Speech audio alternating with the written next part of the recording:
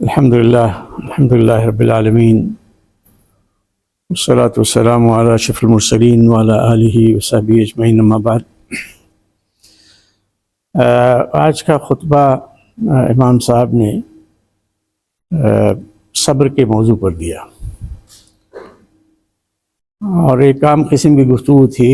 میں اسی سے متعلق اسی موضوع پر چند احادیث اور آیات آپ کے سامنے پیش کرتا ہوں، جس میں ان کے خطبے کا بھی خلاصہ جو ہے وہ آ جائے گا یا اصل موضوع کور ہو جائے گا۔ بہرحال یہ بات طے ہے کہ امام صاحب نے جو صبر کے موضوع پہ گفتگو کی تو وہ آج کے جو حالات ہیں بطور خاص فلسطین اور اس کے بھی خاص طور سے غزہ کے بارے میں، وہاں پہ جو حالات رہے ہیں 1.5 سال سے تقریباً، اور غزہ کے مسلمانوں نے جو کچھ دیکھا اور سہا، ان پہ جو کچھ مصیبتیں آئیں، تکلیفیں آئیں، نقصانات ہوئے، اس کے باوجود انہوں نے صبر کیا تو اصل جو چیز ان کے سامنے تھی پیش نظر وہی تھی۔ تو اس ضمن میں انہوں نے صبر کی فضیلت اور صبر کا مقام مرتبہ اور اس کا اجر و ثواب اس پہ گفتگو کی۔ تو صبر جو ہے یہ قرآن شریف میں بہت ساری آیات میں آیا ہے، اور رسول اللہ صلی اللہ علیہ وسلم کو بھی اللہ تعالیٰ نے بارہا خطاب کر کے فرمایا فاصبر وما صبرک الا باللہ، صبر کرو۔ تو یہ اللہ کے راستے میں دین کی دعوت، دین پر عمل کرنا، دین کی دعوت دینا اور دین کی اقامت کے لیے اٹھ کھڑے ہونا، جد و جہد کرنا اور پھر اس پہ ثابت قدم رہنا، یہ حقیقت میں بغیر صبر کے ممکن نہیں ہے۔ اللہ تعالیٰ کا جو راستہ ہے، دین کا راستہ، یہ آزمائش، امتحانات سے بھرا ہوا راستہ ہے۔ یہ ایسا نہیں ہے کہ بالکل اسے رسول اللہ صلی اللہ علیہ وسلم نے واضح کیا ہے کہ مومن کا راستہ یا جنت کا راستہ کانٹوں سے بھرا ہوا ہے، اور جہنم اس کے ارد گرد جو ہے نا شہوات رکھ دی گئی ہیں۔ یعنی ایک طرف شہوات ہیں، خواہشات ہیں، انسان کی خواہش نفس، تو وہ تمام چیزیں انسان کو جہنم کی طرف لے کے جانے والی ہیں۔ تو ایسا انسان جو ہوتا ہے وہ دنیا میں اپنی خواہشات کے پیچھے چلتا ہے، انجوائے کرتا ہے، لیکن وہ جو جنت کا طلبگار ہوتا ہے اس کے ہاں انجوائے کا کوئی اس طرح کا مفہوم نہیں ہے، بلکہ اس کو انجوائے جو ہوتا ہے وہ صبر ہی میں ہوتا ہے، اور اللہ تعالیٰ کے دین پر عمل کرتے ہوئے جو اس کے سامنے مشکلیں آتی ہیں، پریشانیاں آتی ہیں، پھر بھی ثابت قدم رہتا ہے، نماز پڑھتا ہے، اپنے آپ کو سردی میں جگاتا ہے، گرمی میں جگاتا ہے، مسجد میں جاتا ہے، ٹھنڈے پانی میں جہاں پہ یہ ساری چیزیں سہولتیں نہیں حاصل ہیں، ایک مومن ایک تو سردی کا موسم، اس کے بعد ٹھنڈا پانی، اس سے وضو کرنا، یہ بہت بڑی آزمائش۔ پھر فجر کے وقت جو ہے وہ مسجد میں پہنچنا، یہ بہت بڑی آزمائش، بہت بڑا امتحان، معمولی چیز نہیں ہے۔ تو یہ صبر کے بغیر ممکن نہیں۔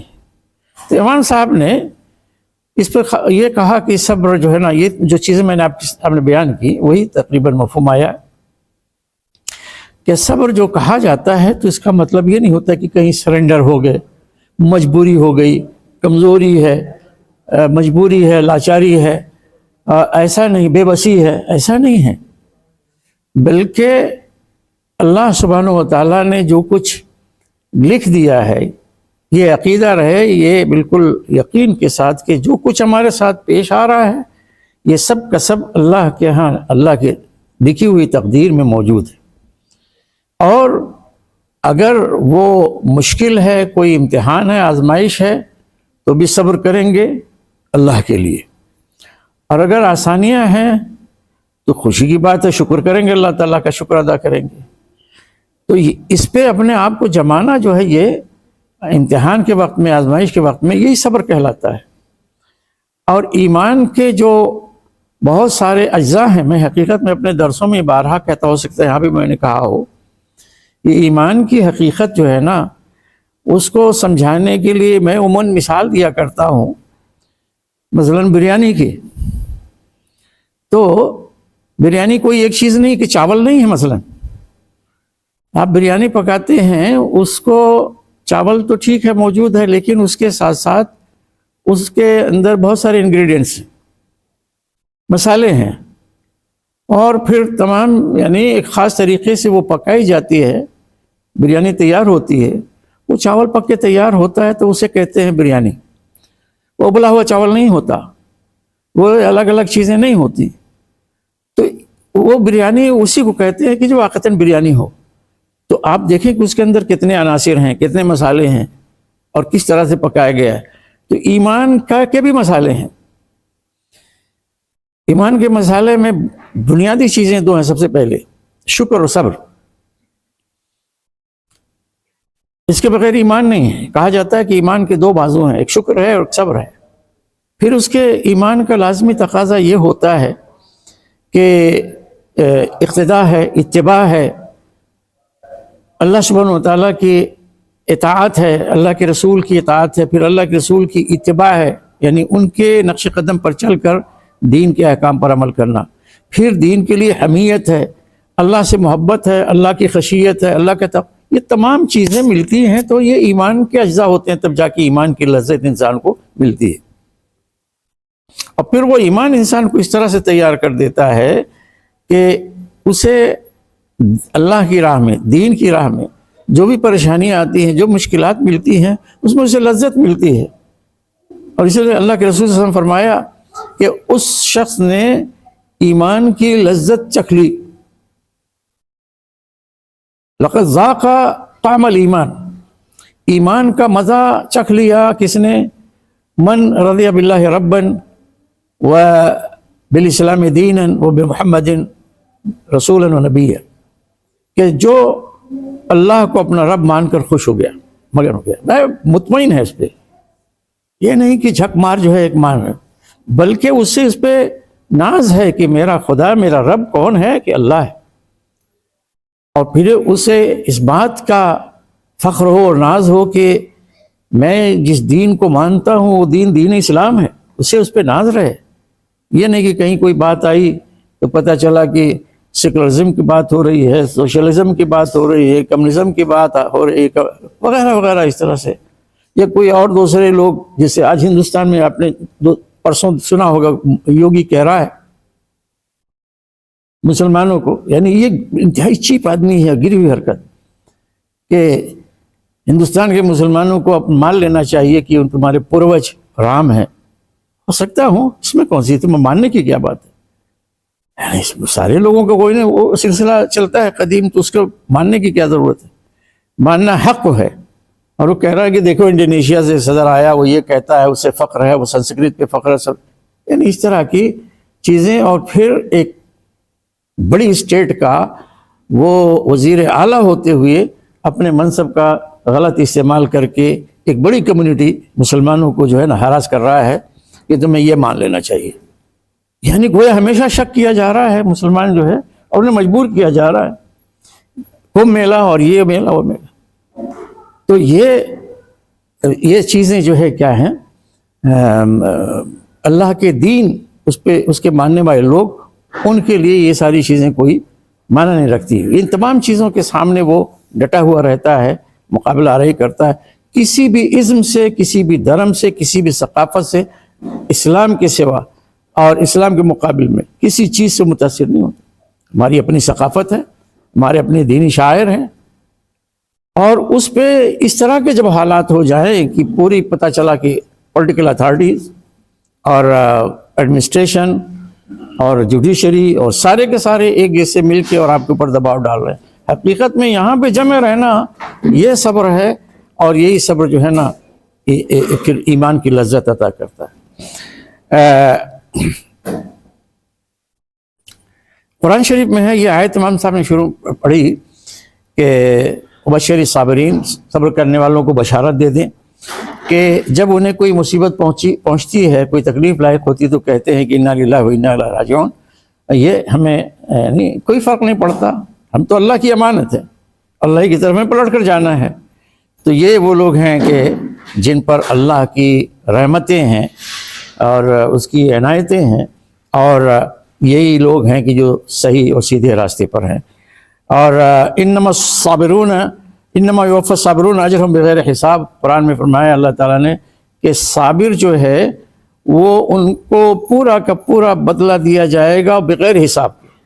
یہ جو ہے نا، یعنی ایک خاص بات اس کی ہے صبر کی اور صبر کرنے والوں کی، کہ ان کا جو صبر کا بدلہ ہے اللہ تعالیٰ دیں گے، اس کا آپ اندازہ بھی نہیں کر سکتے، بغیر حساب کہا گیا قرآن شریف میں.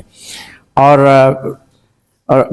وَاصْبِرُوا إِنَّ اللَّهَ مَعَ الصَّابِرِينَ، صحابہ کرام جب یہ قرآن نازل ہو رہا تھا وہ تھے، انہیں کہا گیا کہ جمے رہو، ڈٹے رہو، صبر کرو، یعنی جمے رہو، ڈٹے رہو، اللہ تعالیٰ صبر کرنے والوں کے ساتھ ہے. مطلب یہ کہ اس کی مدد، اس کی تائید کس کو حاصل ہے؟ جو صبر کرنے والے ہیں. اور واللہ یحب الصابرین، اللہ صبر کرنے والوں کو پسند کرتا ہے. اس طرح کی بہت ساری آیات قرآن شریف میں ہیں. نبی کریم صلی اللہ علیہ وسلم نے فرمایا کہ حضرت ابو سعید خدری رضی اللہ تعالیٰ عنہ روایت کرتے ہیں کہ اللہ کے رسول صلی اللہ علیہ وسلم فرمایا کہ جو صبر کرتا ہے اور صبر کے لیے وہ اپنے آپ کو بلکہ گویا کہہ لیجیے کہ دباؤ ڈالتا ہے، مجبور کرتا ہے صبر کرے، ایسے حالات آ جاتے ہیں تو اللہ تعالیٰ اسے صبر دے دیتے ہیں. اور صبر سے زیادہ بہتر اور وسیع کشادہ بخشش کوئی اور نہیں ہے جو کسی انسان کو ملے. یعنی سب سے بڑی چیز ہے، بڑی نعمت ہے جو صبر کرنے والوں کو یا صبر کی شکل میں حاصل ہوتی ہے. اور یہ بھی ہے اللہ کے رسول صلی اللہ علیہ وسلم فرمایا کہ اللہ تعالیٰ جس کے ساتھ بھلائی چاہتا ہے اسے اس کا مقام بلند کرنا چاہتا ہے، بھلائی کا ارادہ کرتا ہے تو اسے کسی آزمائش میں مبتلا کر دیتا ہے. یہ بھی ہے، مثلا بیماری ہے، کچھ ہے، گھر کا کوئی نقصان ہو گیا، کچھ ہو گیا، تو یہ بھی ایک خیر ہے. اگر مومن کو یہ ہوتا ہے، کوئی آزمائش آتی ہے کسی بھی شکل میں، جسمانی یا مالی وغیرہ، تو حقیقت میں اس کا مطلب یہ ہو کہ اللہ تعالیٰ اس کے ساتھ کیا ہے؟ بھلائی کا ارادہ رکھتے ہیں، اس کو نوازنا چاہتے ہیں. اور حضرت عائشہ رضی اللہ تعالیٰ عنہ فرماتی ہیں کہ اللہ کے رسول صلی اللہ علیہ وسلم فرمایا کہ کسی مومن کو جو بھی مصیبت لاحق ہوتی ہے اس کے عوض اللہ تعالیٰ یعنی یہ کرتے ہیں کہ اس کا معاوضہ عطا کرتے ہیں، اس کے ذریعے سے اللہ تعالیٰ اس کا کفارہ ادا کرتے ہیں.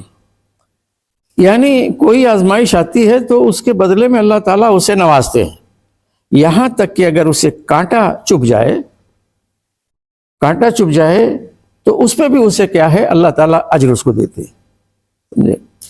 اور یہ ایک حدیث میں اللہ کے رسول صلی اللہ علیہ وسلم فرمایا کہ جب کوئی بندہ بیمار ہو جائے یا سفر کی حالت میں ہو، سفر پہ چلا جائے، تو اسے پورا کا پورا وہ اجر ملے گا، لکھا جائے گا اس کے لیے جو وہ کرتا رہا ہے، کرتا رہتا تھا اس وقت کہ جب وہ ٹھیک ٹھاک تھا اور اپنے گھر پہ تھا.